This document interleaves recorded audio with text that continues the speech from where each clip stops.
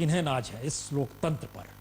लोकतंत्र का मतलब अगर संसद और विधानसभा में बैठे हुए विधायक और सांसद हैं तो आइए, सड़क पर ट्विस्ट हो रहा है तो हाथों के जरिए स्वाइप हो रहा है। जिक्र इस बात का करेंगे क्योंकि हिंदुस्तान को जिस नजर से दुनिया देखती है, चाहे वो विश्व बैंक हो, चाहे IMF हो, चाहे यूनाइटेड नेशन हो, या दुनिया की कतार में G20 हो या ब्रिक्स हो, किसी का जिक्र कर लीजिए। उस तस्वीर से इतर आज एक तस्वीर से शुरुआत कर रहे हैं, स्वाइप आदिवासियों के बीच।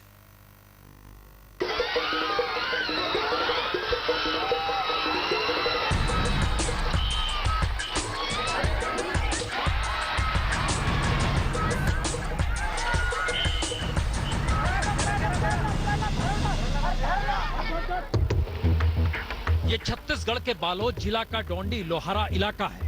आदिवासी गांव कोडेकसा का इलाका, और खेत खलियानों से आगे यहाँ की जिंदगी कभी गई ही नहीं।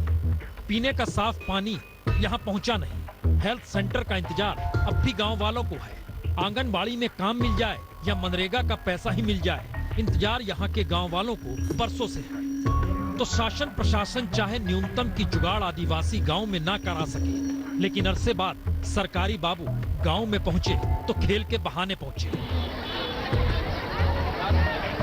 जी, गांव के स्कूल में कबड्डी से लेकर बंद आंखों से मटका फोड़ने की प्रतियोगिता करा दी। खेल हुआ तो गांव में परंपराओं को जीने और देखने की खुशी दौड़ पड़ी। और खेल खेल में ही जो प्रशासन गांव तक न्यूनतम न पहुंचा पाया, वह नोटबंदी का सामना करने के लिए स्वाइप मशीन की जानकारी देने जरूर पहुंच गया।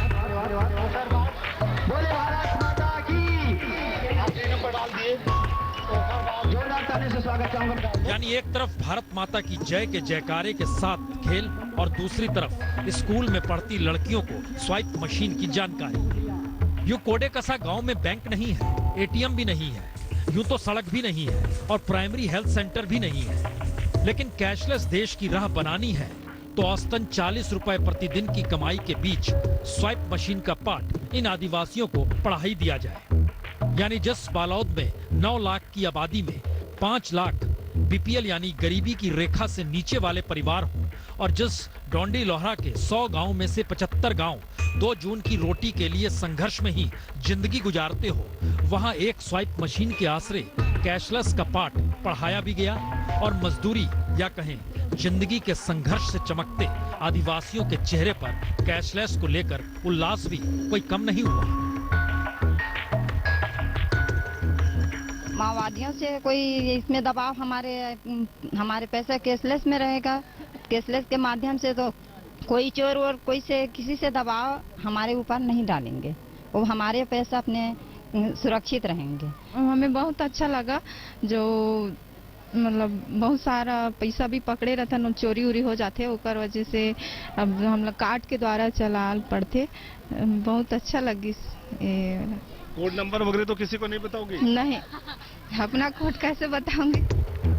तो देश के सबसे पिछड़े इलाकों में से एक नक्सल प्रभावित इलाके में खेल खेल में ही सही, लेकिन सरकारी बाबू पहुंचे तो, और उम्मीद भी जगाई कि जो खेल में जीता उसके जनधन खातों में इनामी रकम भी जमा करा दी जाएगी। लेकिन आदिवासी महिलाओं के लिए तो खेल ही जरूरी था। जनधन का खाता किसने खोला है ये कौन जानता है, पैसा कैसे पहुंचेगा ये कौन जानता है, क्योंकि छत्तीसगढ़ सरकार के ही आंकड़े कहते हैं नक्सल प्रभावित इलाकों में बैंक है ही नहीं, और जनधन खाते भी 10% से ज्यादा यहाँ खुले ही नहीं।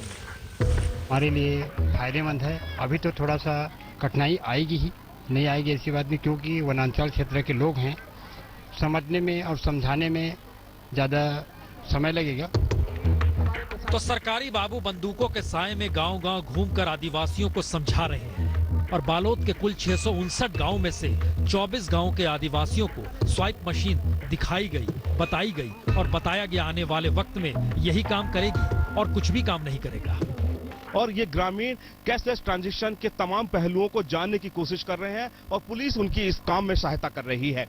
कैमरामैन महेंद्र और किशोर साहू के साथ सुनील नामदेव, ग्राम कोडेकसा, बालोद, आज तक।